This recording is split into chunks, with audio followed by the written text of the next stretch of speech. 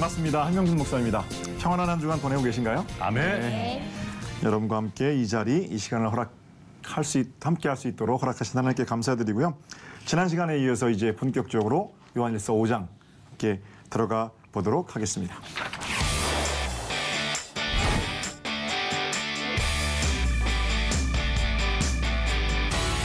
구약 성경에 신명기라는 책이 있죠.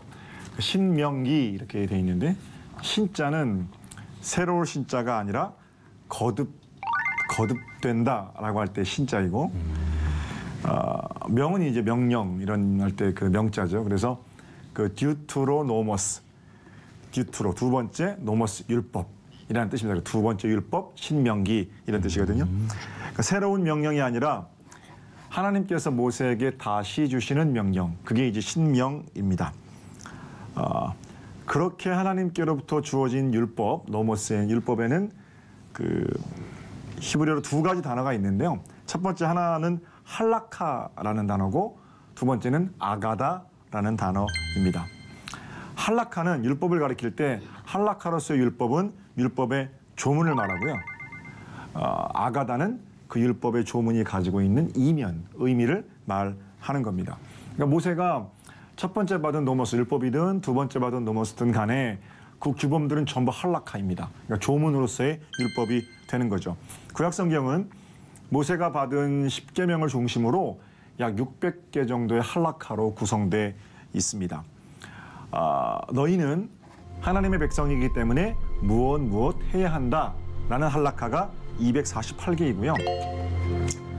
이런 하면 안 된다 라고 주어진 율법이 365개라고 그래요. 그래서 모세는 이 할라카들을 지켜야 한다라고 말한 거죠. 그런데 그 구약의 수많은 명령들을 할라카, 해야 한다, 하지 말아야 한다 이렇게만 읽으면 사실은 우리는 무서운 하나님을 만나게 됩니다. 해야 할 것 명령하시는데 하지 않아도 심판받을 거고 하지 말아야 할 것 명령하시는데 그 일을 저질러도 범죄함으로 율법의 할라카, 무거움에 의해서 심판받을 거기 때문에 그렇습니다. 그런데 이거를 그냥 할라카, 몸을 해야 한다, 하지 말아야 한다 이렇게 안 읽고 아가다, 왜 이런 명령을 주셨을까? 이런 마음 가지고 읽으면 우리는 하나님의 마음, 사랑을 알 수가 있겠죠. 수백 개의 할라카 이면에는 아가다, 율법을 우리에게 허락하신 하나님의 사랑의 마음이 들어있기 때문에 그렇습니다. 그래서 아주 쉬운 말로 하면 사랑 없이 율법을 읽으면 안 된다. 이렇게 우리가 정리할 수 있을 겁니다. 자, 이 정도 서론하고요. 요한일서 5장 2절과 3절을 한번 읽어볼까요? 우리 소희자매님 읽어주시겠어요? 네. 우리가 하나님을 사랑하고 그의 계명을 지킬 때에 이로써 우리가 하나님의 자녀를 사랑하는 줄을 아느니라. 하나님을 사랑하는 것은 이것이니 우리가 그의 계명들을 지키는 것이라. 그의 계명들은 무거운 것이 아니로다. 아멘. 여기서 계명은 할라카이거든요. 뭐가 처음에 말씀하시는 거는 할라카. 그러니까 법을 지키는 것이 하나님을 사랑하는 거다. 이 말씀을 먼저 주시는 겁니다. 당연하죠. 누군가를 사랑하고 존중한다는 것은 그 사람의 말이 무겁게 느껴지는 겁니다. 내가 너 사랑한다니까 이렇게 말하면서 말을 귓등으로도 안 듣는 거는 사랑하는 게 아닌 거잖아요. 하나님을 사랑한다는 것 역시 하나님 내가 당신을 사랑해요. 근데 이기적으로 내가 사랑하고 싶은 마음을 막 드러내서 사랑하는 게 아니라 사랑하면 하나님께서 하시는 말씀을 듣는다는 겁니다. 그러니까 그의 계명을 지키는 자는 하나님을 사랑하는 자다 말씀하시는 것과 일맥으로 상통하죠. 말씀이 들리면 신앙이 병들지 않아요. 그런데 말씀이 들리지 않으면 그때부터 신앙은 병들기 시작합니다. 왜 말씀이 들리지 않을까요? 듣긴 듣는데 청력의 그 좋고 나쁨과는 관계없이 왜 그 말씀이 들린 대로 살아내는 게 힘들어서 너 왜 이렇게 말을 안 듣니? 이 말을 왜 들을까요? 뭔가 또 이렇게 시험들이 주변에 있으니까. 그렇군요. 그렇군요. 주변에서 그 말씀을 지키지 못하게끔 하는 요건들이 여러 가지가 있겠죠. 네, 사단들이 좀 이렇게 숨어 있어서. 그렇군요. 네. 뭐 사단을 내든가 해야지. 그런 경우도 있죠. 물론 있죠. 근데 대부분의 경우는 보니까 그 들려진 말씀이 너무 좋아요. 이렇게 딱 맞을 때는 그래도 잘 들어요. 예. 근데 하나님 주실 말씀이 내 마음하고 딱 맞지 않을 때가 있거든요. 내 안에서 하고 싶은 거 못하게 하고요. 하기 싫은 거 하라고 하실 때가 있거든요.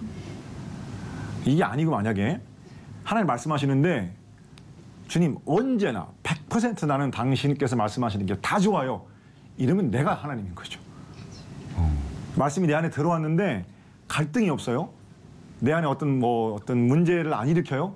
그러면 이미 나는 말씀을 듣지 않아도 될 만큼 선한 존재라는 거잖아요. 근데 말씀은 살아 있어서 내가 아멘 하고 깨달아지는 말씀에 눈물도 흘리지만 때로는 지키려고 몸부림치고 내 안에서 더러운 것들과 싸워야 하는 부분도 분명히 있는 거거든요. 살아있기 때문에 그런 반응을 하는 거거든요. 근데 그때 사실은 내가 어느 쪽에 편들고 하나님 말씀을 따라 살려고 더 노력하고 나가느냐 아니면 그래도 그냥 내 고집하면서 살아가느냐 이런 문제가 사실은 말씀의 싸움이죠. 말씀이 내 안에서 갈등을 만들어낼 때 내가 지키기 힘든 말씀을 지키라고 말씀하실 때 그 계명이 너무 무겁게 느껴진단 말입니다. 나는 하고 싶은데 하지 말라고 하니까 싫고 내가 하기 싫은데 하라고 하니까 부담되고 주님 부담돼요. 말씀이 무거운 짐처럼 느껴지는 거죠. 계명을 지키는 부담, 말씀이 짐이 되는 그런 부담, 거룩한 부담 좋아요. 근데 거룩한 부담이지만 부담은 부담이잖아요. 그런 부담을 느끼는 우리에게 주님 뭐라고 그러시는지 아까 소유자매 읽었는데 3절만 승대 형제님 다시 한번 읽어주시겠어요? 네. 하나님을 사랑하는 것은 이것이니 우리가 그의 계명들을 지키는 것이라 그의 계명들은 무거운 것이 아니로다. 아멘. 아멘. 하나님 사랑하는 건 그분의 계명을 지키는 겁니다. 그런데 요한이 덧붙이잖아요. 뭐라고요? 그의 계명은 무거운 것이 아니다. 아니 무거워요.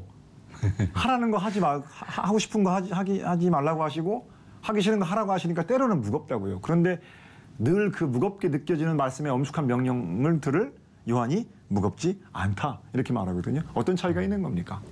왜 요한이 무겁지 않다고 합니까? 얘기하세요. 사랑 때문에 그래요. 사랑. 네. 사랑하면 가벼워요. 사랑 없으면 각종 한락카들은 막 나를 옴짝달싹 못하게 얽어매는 거고요. 그러나 사랑하면 율법을 아가다로 지기 시작하면 그때부터 그 율법은 나를 하나님께로 묶어주시는 밧줄 같은 거예요. 밧줄 때문에 갑갑한 게 아니라 밧줄 때문에 안전한 거예요. 이 율법을 한락카로 대하느냐 아가다로 대하느냐 사랑 가지고 율법이 읽느냐 사랑 없이 율법의 조언만 따르려고 하느냐 이런 문제인 거죠. 신앙생활은 어떠세요? 멀찍이 가면 그거보다 고역이 없어요. 네. 그런데 바짝 붙어가면 그거보다 재미있는 일은 또 없어요. 그게 이제 신앙생활하는 묘비니까요. 지금 이제 농사 지으시는 분들 쌀을 가져다 주셔서 제가 먹고 그렇거든요. 성미도 이제 교회에서 주십니다만 어쨌든 쌀집 하시는 장로님도 가져다 주시고 여성교회도 주식으로 쌀 그래서 먹는데 그래서 부목사 때는 이제 담임 목사님 댁에 쌀을 가져다 놓으면 담임 목사님이 쌀 가져다 먹어 이제 그렇게 하시거든요. 그러면 그 쌀을 가지고 가는 겁니다. 그 20kg까지는 별로 들기가 무겁지가 않아요. 근데 저희 평택만 해도 뭐 부목사 시절은 그때 시골 지금도 아주 도시화 되긴 했습니다만 이게 쌀을 40kg 정도 이렇게 가만히 반가마 정도 가지고 오세요.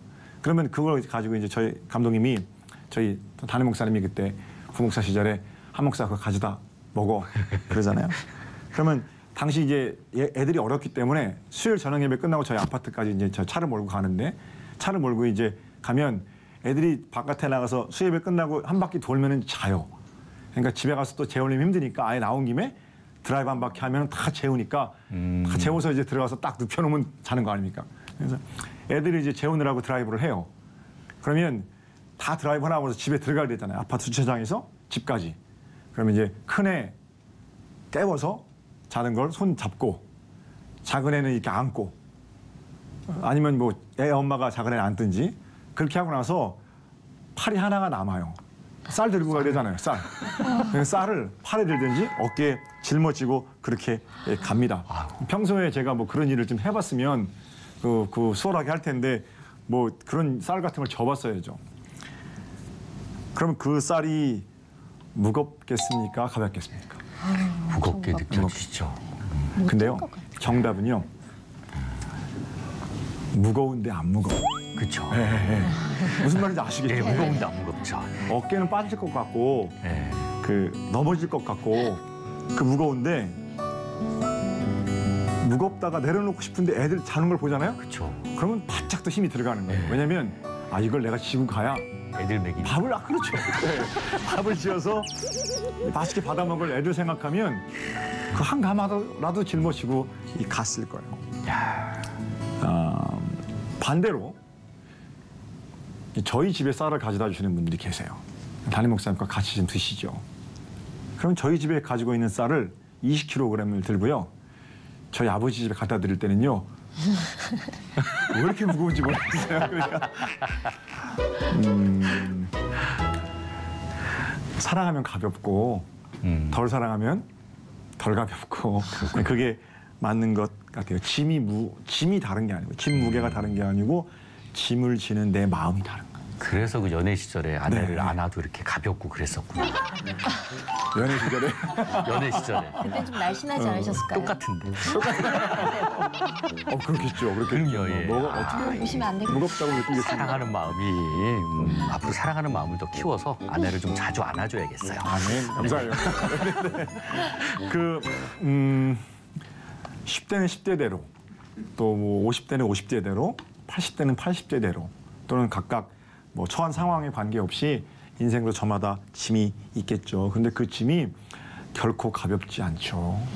예수 믿는다고 뭐그 짐이 갑자기 사라진다든지 그 짐이 갑자기 무게가 없어진다든지 그런 것도 아니죠. 그런데 예수 믿고 나면 뭐가 달라지냐면 그 짐을 지는 내가 달라지잖아요.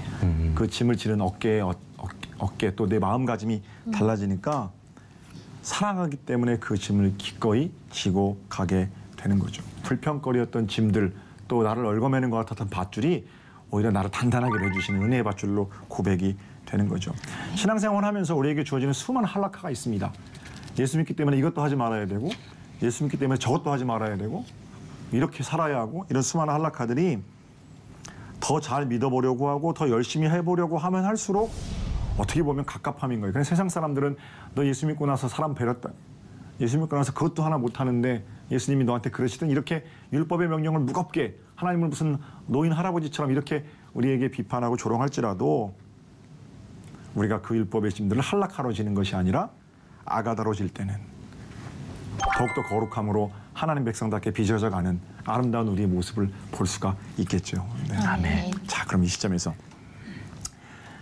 두 분이 지고 있는 한락화 얘기를 좀 해볼까요? 어깨에 지고 있는 무거운 짐. 뭐 너무 무거운 거 방송에 알려줘서 큰일 날 만하고 그런 거 하시면 안 되고. 네. 어쨌든 내가 이게 평생 지고 가야 하는데 이렇게 크리스찬 배우로서 뭐또 어떤 여러 가지 소명감을 가진 사람들로서 그 짐들을 잠깐 나눠볼까요? 네. 일단은 그 전에는 사실 뭐 이제 힘들면 힘들다고 그렇게 많이 표현을 하는 편이었어요. 네. 그런데 그러다 보니까 이제 이것들이 어떻게 보면 반대로 거울에 비춰진 나의 모습이 돼버리니까 또는 그것 때문에 안 좋은 소문들이 나서 금방 돌거든요, 저희 쪽은. 야, 그거를 그냥 다 해결될 때까지 하나님 앞에 내려놓고 기도하고 혼자 삭힐 때까지 어떤 그런 한락화가 아닐까 싶어요. 그걸 누구한테 얘기하면 참 편하긴 한데 네네네. 그걸 이제 꼭 갖고 이제 막 하나님께 매달리고 안정하고 막 안 힘든 척 하면서 또 아이들에게 또 그런 모습 보이면 안 되니까 야, 참 그러네요. 네. 가장으로서 네네네. 또는 여러 가지 기대를 받고 있는 뭐 학원에서 원장님으로서 그런 이제 난 모르는 중심의 괴로움 예. 뭐 이런 것들이 있으시죠. 근데 그런 짐들을 하나님 앞에만 가지고 나와야 하는 네네. 왜 그런 게 없겠어요. 이제 그런 한락화들을 그러면 이제 반대로 그럼 하나님께서 그 한락화를 통해서 어떤 아가다를 보게 하실까요? 그건 아무것도 아니다. 네. 그건 행복한 거다. 라고 역으로 보여주시더라고요. 그렇죠. 그런 고민을 할 수 있다는 게 네 마음속에 사랑이 있는 거다. 오케이, 네. 좋아요. 참을 수 있는 게 사랑이 있기 때문에. 그래서 나로 하여금 더 네. 깊은 사랑의 사람으로 연결하게 하시고 네. 또 더 뭐라고 그럴까요? 그 책임 있는 복 있는 자리들을 잘 감당해 가게 네, 하시고 네. 또 자고하지 않게 하시고 때로는 그런 어떤 너를 사랑하시기 때문에 주시는 아가다. 네. 그리고 사랑으로 한락하러지게 되면 그건 가벼운 짐이 되겠죠. 그렇죠. 너무 감사해요. 네. 네, 오늘 딱 맞는 그런 얘기. 아, 그렇군요. 소유자님은 어떠세요? 어떤 한락카가 있어요? 저도 일적으로 생각하자니 좀 많이 무겁고 또 뭐 너무 복잡할 수도 있으니까 네. 지금 저에게 가장 가까운 어떤 현실들에 비춰봤을 때 저는 이렇게 자녀를 낳아서 키우느라 일을 하지 못했잖아요. 그렇죠. 네. 근데 제가 상황이 주말 부부에다가 또 좀 친정이 멀리 있고 그래서 제가 거의 정말 독박 육아라고 하잖아요. 네. 제가 혼자 할 수밖에 없었어요. 저 아니면 이제 다른 모르는 분들의 손을 빌려야 하는 상황이니까. 네. 근데 제가 이렇게 아이를 임신했을 때 받은 말씀이 있어서 이제 자녀를 다음 세대를 양육하는 것이 정말 그 100년을 생각하며 자녀를 양육하라 어떤 그런 좋아요. 감동을 받아서 네. 뭐 1년을 생각하면 쌀을 심고 10년을 생각하면 나무를 심고 좋아요. 100년을 생각하면 자녀를 양육하라 어떤 그런 말씀을 받았어요. 네. 그래서 지금 나의 사명은 이거구나라고 생각을 해서 사실 그 짐을 기쁘게 짊어졌거든요. 좋아요. 좋아요. 그래서 뭐 소위 말하는 그 어린이집도 빨리 보내지 않고 두 돌까지 제가 다 데리고 있다가 보내고 이제 지금도 이렇게 하고 있지만 좋아요. 지금에서야 하나님이 이렇게 보여주시거나 또 이렇게 느끼게 하시는 것들을 보면 그것이 저에게는 더 큰 축복이었다라는 것을 아멘. 그걸 맞아요. 느끼게 그 짐이 아니라 그게 정말 그 아가다. 아가다. 네, 좋아요. 저에게는 그런 정말 축복, 은혜구나라는 거를 저는 이 자녀를 통해서 많이 느꼈거든요. 아멘이에요. 그래서 네. 육아에 대한 짐, 한락하죠.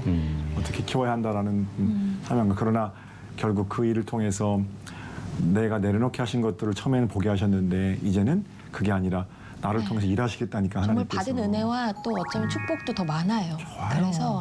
그래서 더 감사하고 일에 대한 어떤 좀 아쉬움이나 이런 것들도 좋아요. 또 다 때가 있구나. 좋아요. 네. 어차피 저희는 평생 직업이니까. 그렇지. 솔 씨가 지금 대표로 얘기했지만 아마 모든 그 엄마들이 가지고 있는 또는 모든 부모들이 자녀를 양육하며 가지고 있는 이게 짐인 것 같은데 또 때로는 힘들고 좀 어려운데 그 일을 통해 하나님 일하시겠다는 것들을 발견하게 되면 기쁨으로 감당하고 그것보다 더 귀한 일은 없다는 것을 깨닫게 되는 어떤 특별한 은총이겠죠. 자, 너무 감사해요. 네. 아가다로 지면 가볍습니다.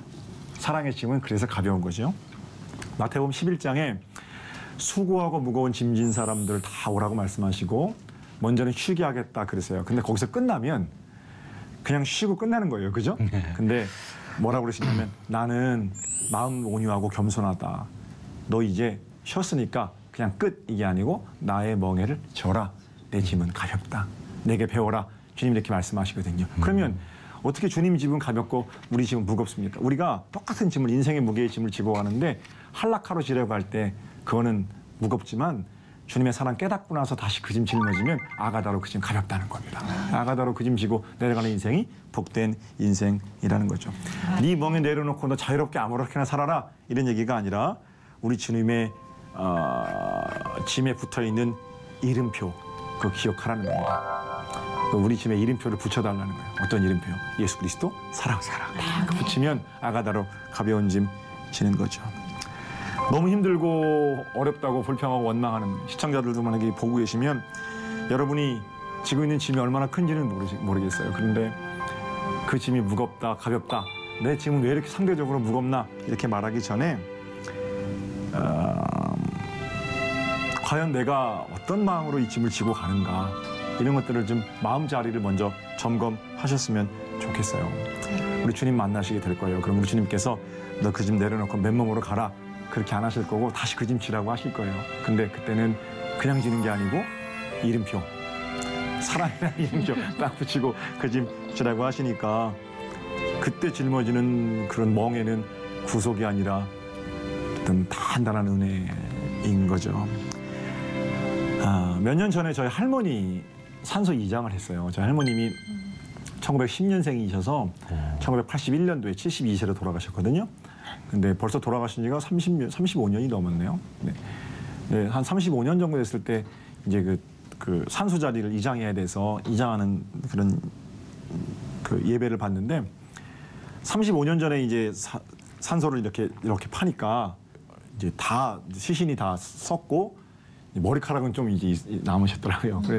그래가지고 이제 판 하나에다가 이렇게 남은 할머니 시신을 이렇게 해가지고 묶어서 우리 장의사 하시는 권사님께서 잘 해주셔서 저희 아버지한테 이제 들고 가시라고 이장하는 데까지 그렇게 이제 찬송가부로 들고 갔거든요. 우리 아버지가 효자세요.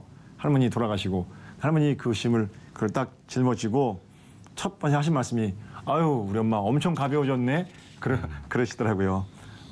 저는 이제 옆에 그 우리 할아버지 같이 있었는데 우리 할아버지는 75년 전에 우리 아버지 태어나시자마자 돌아가셨거든요. 그래서 할아버지 산서 아무것도 없어요. 그러니까 우리 할머니 그 정리한 것보다 더 가볍죠. 제가 그거 들머지고 그 뒤에 쫓아가면서 내 줄을 가까이 가려 함은 이제 아버지랑 같이 이장하는 자리로 가서 이장해 드렸거든요. 남들은 그거 들기 껄끄럽죠. 75년이 지났어도 그거 시체잖아요. 35년이 지났어도 다 그거 썩어 없어지고 가루가 됐어도 여전히 그 시체거든요. 그러니까 다른 사람 보고 들으라 그러면 아마 그거 무거워서 못 들 거예요. 그런데 우리는 자식들이니까 그거 들잖아요. 아버지 엄마 시체니까.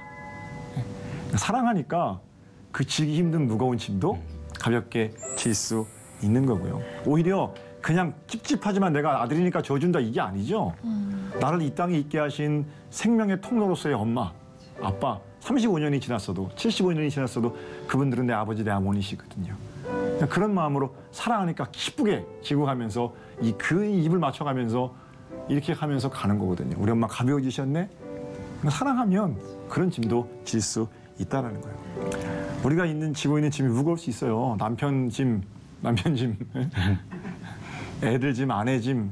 대부분은 아내 짐보다 남편 짐이 우리나라에 많죠. 남편이 짐이 되는 경우. 죄송합니다. 시청하고 계신 남편들에게 죄송합니다. 네. 자녀로 짐진 분들도 많으세요. 요즘은 이제 아버지, 어머니, 어르신들을 섬겨야 하는 그런 어떤 짐을 지고 계신 분들도 계시고, 형제자매 때문에 어려움 겪는 분들도 계시고, 그런데 어떤 짐을 지고 있든지 간에 계속 불평하고 원망하는 사람들은 계속 불평하고 원망만 찾아낼 거예요. 먼저 나를 좀 들여다보면 나의 더럽고 냄새나는 인생을 통째로 짊어져 주신 하나님, 예수 그리스도, 그분을 생각하게 되고 그 사랑 안에서 주님, 이제 한락한 내려놓고 아가다 지렵니다. 아니면 이 짐 내려놓을 테니까 여기 좀 이름표를 좀 붙여주십시오. 사랑이라는 이름표를. 그럼 내가 그 짐 지고 내려가겠습니다. 이렇게 되겠죠. 가벼운 짐, 아가다로 예수 그리스도 생명의 짐을 지고 살아가는 복된 승리가 한 주간 여러분의 것이 되시기를 주님의 이름으로 축복합니다. 자, 아멘. 여기서 인사드리고요. 저 다음 시간에 다시 찾아뵙겠습니다. 한 주간 강건하고 평안하십시오.